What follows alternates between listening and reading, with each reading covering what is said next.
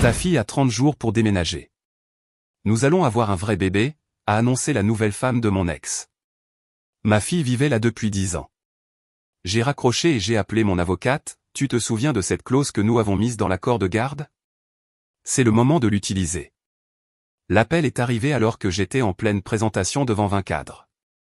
Mon téléphone, censé être en silencieux, s'est allumé, affichant le visage de Britney, la femme de mon ex-mari, dont j'avais délibérément choisi la photo de contact comme étant la capture d'écran la plus peu flatteuse de son Instagram. J'ai refusé l'appel. Elle a immédiatement rappelé, encore et encore. Au 4e appel, mon PDG me lançait des regards inquiets. Je suis vraiment désolé, ai-je articulé sans un bruit en sortant de la salle de conférence. Quel que soit le drame que Britney était en train de manigancer, il avait intérêt à valoir la peine d'interrompre la présentation la plus importante de ma carrière. Quoi, ai-je répondu, sans prendre la peine d'être aimable.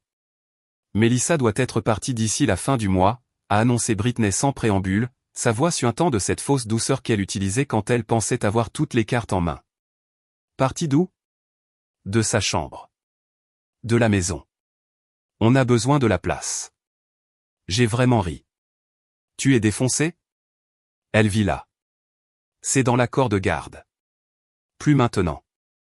Je suis enceinte d'un vrai bébé. Un bébé planifié. Le véritable enfant de David. Les mots m'ont frappé comme une douche glacée. Un vrai bébé. Le véritable enfant de David. Comme si Mélissa, notre fille, sa fille, n'était qu'une sorte de galop d'essai qui ne comptait pas. Mélissa est le véritable enfant de David, ai-je dit lentement, la rage montant à chaque mot. Tu sais ce que je veux dire. Un enfant de son vrai mariage. Sa famille pour la vie. Ta fille a 30 jours pour déménager. J'ai déjà une décoratrice qui vient la semaine prochaine pour commencer la chambre de bébé. Elle a 15 ans. Elle vit dans cette maison depuis 10 ans. Tu ne peux pas simplement. Je peux et je le ferai. C'est ma maison maintenant. Ma famille. Et il n'y a pas de place pour le bagage de l'erreur de David. Une erreur. Elle a traité ma fille d'erreur. Passe-moi David. Il est au travail. Mais il est d'accord avec moi. Il est temps que Mélissa vive avec toi à plein temps, de toute façon. Les adolescentes ont besoin de leur mère. Il avait accepté de mettre sa propre fille à la porte. Elle n'est pas mise à la porte, dit Britney avec une patience exagérée, comme si j'étais une enfant lente d'esprit. Elle est transférée vers une situation de vie plus appropriée. On la verra toujours pour les vacances. Peut-être. Britney, dis-je très calmement, je vais raccrocher maintenant, et puis je vais appeler mon avocate, et ensuite tu vas comprendre à quel point tu viens de merder. Les avocats ne peuvent pas changer la biologie, Sarah. Je porte le véritable enfant de David. Ta fille n'est que. J'ai raccroché et j'ai immédiatement appelé Janet Morrison, l'avocate requin qui s'était occupée de mon divorce 8 ans auparavant. Sarah, comment va ma cliente préférée? Janet, tu te souviens de cette clause que tu as insisté pour mettre dans l'accord de garde? Celle sur le maintien de la chambre et du cadre de vie de Mélissa? La clause de stabilité du logement? Bien sûr. Pourquoi? Britney est enceinte et veut mettre Mélissa dehors pour faire une chambre de bébé. Le silence à l'autre bout du fil de la part de Janet était celui d'un prédateur. Elle t'a dit ça de vive voix. Elle a traité Mélissa de bagage de l'erreur de David et a dit qu'elle devait faire de la place pour son vrai enfant. C'est Noël avant l'heure, ronronna presque Janet. As-tu enregistré l'appel? Non, mais elle m'a laissé un message vocal plus tôt aujourd'hui disant la même chose. Transfère-le-moi immédiatement. Et Sarah, commence à tout documenter. Chaque texto, chaque email, chaque communication à ce sujet. Nous sommes sur le point de rappeler à David pourquoi cette clause existe. Après avoir raccroché, je me suis assise dans ma voiture sur le parking, essayant de digérer ce qui venait de se passer. Mélissa vivait avec David et Britney depuis 10 ans, depuis notre divorce quand elle avait 5 ans. L'accord de garde était censé être 50-50e, mais ma carrière exigeante signifiait que David l'avait plus souvent. J'avais lutté contre la culpabilité pendant des années, mais Mélissa semblait heureuse.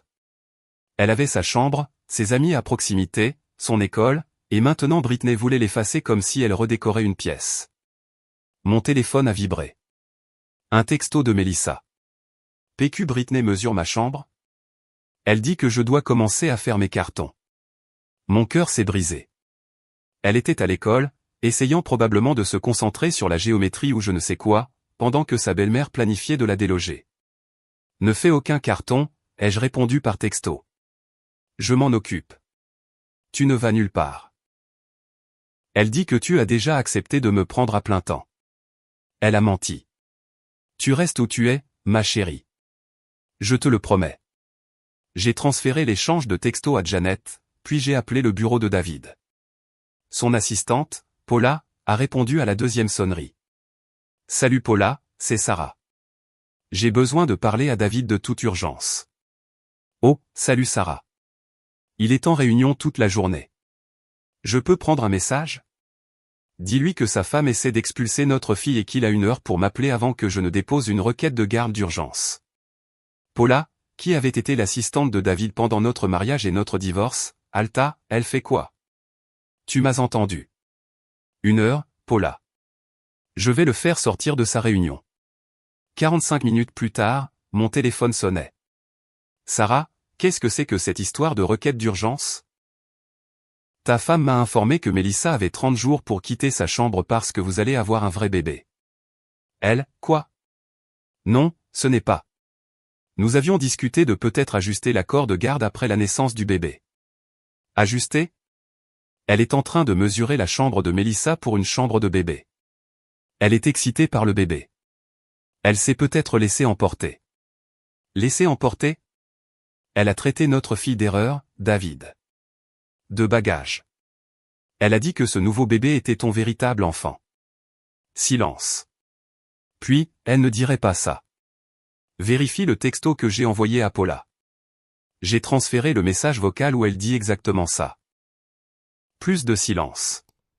Je pouvais l'imaginer se masser les tempes comme il le faisait toujours face à des vérités inconfortables sur Britney. Elle avait été sa secrétaire quand nous étions mariés. Le cliché de l'autre femme qui l'avait convaincu qu'il méritait quelqu'un qui comprenait ses ambitions. Maintenant, 8 ans plus tard, elle montrait exactement quel genre de personne comprenait ses ambitions. Je vais lui parler, dit-il finalement. Tu vas faire plus que lui parler. Laisse-moi te rappeler ce que stipule la clause 14b de notre accord de garde, l'enfant mineur conservera sa chambre et son cadre de vie établi dans les 2 foyers jusqu'à ce qu'elle atteigne l'âge de 18 ans ou obtienne son diplôme de fin d'études secondaires, la date la plus tardive étant retenue. Toute tentative de relocaliser, retirer ou diminuer le dit cadre de vie entraînera un examen immédiat et une révision potentielle des accords de garde. Sarah, ta femme a 24 heures pour s'excuser auprès de Melissa et confirmer par écrit que sa chambre reste la sienne. Ou je dépose une demande de garde exclusive pour violation de l'accord et environnement de vie hostile. Tu ne peux pas simplement. Je peux et je le ferai. Tu as choisi Britney au détriment de notre famille une fois. Ne fais pas la même erreur avec ta fille. J'ai raccroché et je suis retourné à ma présentation, parvenant je ne sais comment à conclure l'affaire malgré ma rage intérieure. Mes collègues m'ont félicité, mais tout ce à quoi je pouvais penser, c'était Melissa, assise en classe, se demandant si elle était sur le point de perdre sa maison. Ce soir-là, je suis allé la chercher à l'école, ce que je faisais rarement vu le calendrier de garde. Elle est sortie, paraissant plus jeune que ses 15 ans, les épaules voûtées, les yeux rouges. Maman, dit-elle en montant dans la voiture, confuse. C'est la semaine de papa. Je sais, ma chérie, mais j'ai pensé qu'on devrait parler du bébé de Britney, de toi, de ta maison, du fait que rien ne change, sauf qu'on va s'assurer que tu saches à quel point on veut de toi. Elle a fondu en larmes. Britney a dit que je devrais être heureuse de vivre avec toi à plein temps, que c'est bizarre pour une adolescente de vivre avec son père de toute façon, qu'une fois le bébé arrivé, ils devront se concentrer sur leur vraie famille. Tu es la vraie famille de David. Tu es ma vraie famille. Et tu n'iras nulle part où tu ne veux pas aller. S'ils ne veulent pas de toi, c'est leur perte.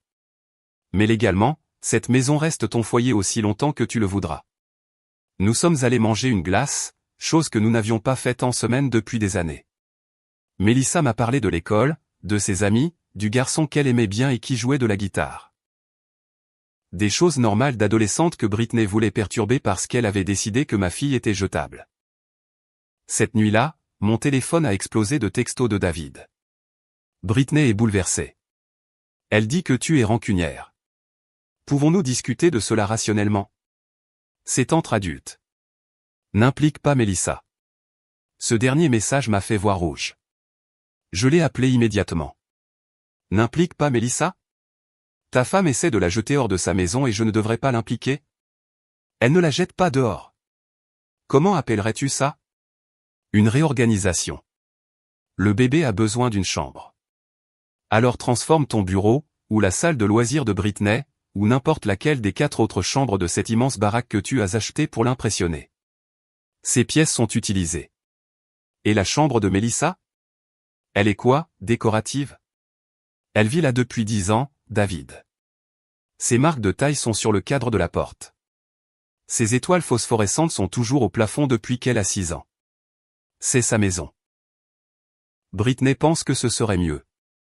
Je me fiche éperdument de ce que Britney pense. Je me soucie de ce que dit l'accord de garde et de ce dont notre fille a besoin. Notre fille s'adapterait. Notre fille ne devrait pas avoir à le faire. Ce n'est pas un meuble que tu peux déplacer quand il devient gênant. C'est une personne. Une personne pour qui tu t'es engagé à fournir un foyer stable. Tu es dramatique. Et tu es un lâche. Tiens tête à ta femme ou perds ta fille. C'est ton choix. Le lendemain matin, Janet a appelé avec une mise à jour. L'avocat de David a pris contact. Ils veulent négocier. Il n'y a rien à négocier. L'accord est clair. C'est ce que je leur ai dit. Mais voici la partie intéressante. J'ai fait quelques recherches. Britney a posté dans un groupe Facebook privé sur la façon de gérer les beaux enfants. Tu veux entendre ce qu'elle a écrit? Vas-y. Je cite, « Enfin enceinte de mon premier vrai bébé. Maintenant, je peux arrêter de prétendre que le bagage du premier mariage de mon mari est le mien. 30 jours et j'aurai ma chambre de bébé dans la meilleure pièce de la maison. Parfois, il faut savoir être patient. Mesdames, elle a planifié ça depuis des mois. Apparemment, il y a des dizaines de posts sur la façon dont elle compte les jours avant de pouvoir récupérer sa maison des mains de la gamine de l'ex. S'il te plaît, dis-moi que tu as tout capturé en écran. Tout. Y compris les commentaires où elle discute de la façon de manipuler David pour qu'il soit d'accord en le menaçant de le quitter s'il ne priorise pas leur vraie famille. J'ai eu la nausée. Elle planifiait de mettre ma fille à la porte depuis des mois, des années peut-être. Les posts les plus anciens sur son désir de voir Mélissa partir datent d'il y a 2 ans. Ce soir-là, j'ai fait asseoir Mélissa avec son plat chinois à emporter préféré et quelques dures vérités. Je dois te dire quelque chose et ça va faire mal. Elle posa ses baguettes. Ils ne veulent plus de moi. Ton père veut de toi. Il est juste confus en ce moment. Mais Britney planifie cela depuis un certain temps. Ce n'est pas à propos de toi, ma chérie. C'est à propos d'elle. Elle m'a toujours détesté, dit doucement Mélissa. Elle était gentille quand papa était là, mais quand il n'y était pas, elle disait des choses comme le fait que je lui rappelais que papa avait eu une vie avant elle. Qu'elle avait hâte que je sois assez grande pour partir. Pourquoi ne m'as-tu rien dit? Elle haussa les épaules. 15 ans et essayant d'être courageuse. Tu étais occupée. Et papa avait l'air heureux. Je ne voulais pas tout gâcher. Mon cœur s'est brisé en 1000 morceaux. Mon bébé avait enduré des abus émotionnels pour protéger les adultes de sa vie. Tu ne pourrais jamais rien gâcher. Tu le sais, n'est-ce pas? Tu es la meilleure chose qui me soit arrivée, à moi et à ton père. Alors pourquoi est-ce si facile pour lui de la choisir? Je n'avais pas de réponse à cela. Le lendemain, Janet a déposé notre requête, non seulement pour l'application de l'accord de garde, mais pour la garde exclusive fondée sur l'abus émotionnel et la violation de l'ordonnance du tribunal. Les publications Facebook étaient jointes comme preuve, ainsi que le message vocal et les textos de Britney. David a appelé dans l'heure, la panique dans la voix. Sarah, s'il te plaît. On peut régler ça sans les tribunaux. Nous avions un accord approuvé par le tribunal. Ta femme l'a violé. Qui a-t-il à régler? Britney est désolée. C'était les hormones. Les hormones? Elle poste des messages sur le fait de se débarrasser de Mélissa depuis 2 ans. C'était juste pour se défouler. Des pensées privées. Sur lesquelles elle a agi. Elle a dit à notre fille de faire ses cartons. Elle a fait venir une décoratrice. Elle m'a appelé pour annoncer l'expulsion de Mélissa comme si elle annulait un abonnement à un magazine. Je m'assurerai que Melissa garde sa chambre. Et l'abus émotionnel? Les commentaires sur le fait que Melissa n'est pas ton vrai enfant? Britney s'excusera. Des excuses n'effacent pas des années à faire en sorte qu'un enfant se sente indésirable dans sa propre maison. Que veux-tu, Sarah? Je veux ce qu'il y a de mieux pour Melissa. Et en ce moment, ce n'est peut-être pas de vivre avec quelqu'un qui la voit comme un inconvénient à éliminer. L'audience au tribunal a été fixée 2 semaines plus tard. Pendant ce temps, Melissa est restée avec moi, bien que ce soit le temps de garde de David. Il ne s'y est pas opposé. Probablement un soulagement pour Britney. Ces 2 semaines ont révélé tant de choses. Melissa s'est épanouie dans mon appartement, même s'il était plus petit que la maison de David. Elle cuisinait avec moi, faisait ses devoirs au comptoir de la cuisine, s'endormait sur le canapé en regardant des films sans s'inquiéter de déranger. J'avais oublié ce que c'était, dit-elle un soir. De juste exister sans avoir à m'excuser de le faire. La veille du tribunal, David a appelé. Britney est partie, dit-il sans préambule. Quoi? Elle a dit que si j'insistais pour garder la chambre de Melissa, elle partirait. Alors j'ai insisté, et elle est partie. J'ai digéré l'information. Je suis désolé. L'es-tu vraiment, admis-il? Non. Mais je suis désolé que tu sois blessé. Elle n'allait jamais être une bonne belle-mère, n'est-ce pas? Non, David. Quelqu'un qui voit ton enfant comme une compétition pour ton amour n'allait jamais être une bonne quoi que ce soit. J'ai merdé. Oui, tu as merdé. Melissa me pardonnera-t-elle? Ça dépend d'elle. Mais tu vas devoir le mériter. Et ça commence par te présenter au tribunal demain et dire au juge exactement pourquoi Britney est partie. Sans rien cacher, sans excuse, juste la vérité. Il l'a fait. David s'est tenu devant la juge Martinez et a admis qu'il avait permis à sa femme de maltraiter émotionnellement notre fille, qu'il avait priorisé sa nouvelle relation au détriment du bien-être de son enfant, qu'il avait échoué en tant que père. La juge a modifié notre accord de garde. Melissa déciderait où elle voulait vivre et quand. David paierait pour une thérapie, et tout futur partenaire amoureux devrait subir une vérification des antécédents et rencontrer un thérapeute familial avant d'être présenté à Melissa. Monsieur Peterson, a dit la juge Martinez d'un ton sévère, votre fille n'est pas un bagage d'une relation précédente. Elle n'est pas un inconvénient à gérer. C'est un être humain qui mérite un père qui la place en premier, toujours. Comprenez-vous? Oui, votre honneur. Je l'espère, car vous n'aurez pas une autre chance de lui faire défaut. 6 mois plus tard, Melissa partage à nouveau son temps entre nous, mais différemment. Elle reste avec moi pendant la semaine, c'est plus facile pour l'école et ses activités. Les week-ends avec David, qui suit lui-même une thérapie, apprenant à être le père qu'elle mérite. Britney a eu le bébé, un garçon. David a des photos, mais aucun contact. Elle lui envoie des mises à jour ordonnées par le tribunal, mais rien de plus. Parfois, je me demande si elle raconte sa propre version aux gens, ou elle est la victime d'une ex-femme rancunière qui ne l'a pas laissé avoir la chambre de bébé de ses rêves. Mais ma fille est en sécurité, aimée, et c'est qu'elle n'est le second choix de personne. Que sa chambre, que ce soit dans mon appartement ou dans la maison de David, est la sienne aussi longtemps qu'elle en aura besoin. La clause de garde sur laquelle Janet avait insisté il y a 8 ans nous a sauvés. Mais plus que ça, elle a appris à Melissa qu'elle vaut la peine qu'on se batte pour elle. Que personne, pas même un parent, n'a le droit de la traiter comme si elle était jetable. Et Britney. Elle a appris que les vrais enfants ne sont pas définis par la biologie ou l'ordre de naissance, mais par l'amour, l'engagement et la volonté de se battre pour eux, même contre les personnes qui auraient dû les protéger depuis le début.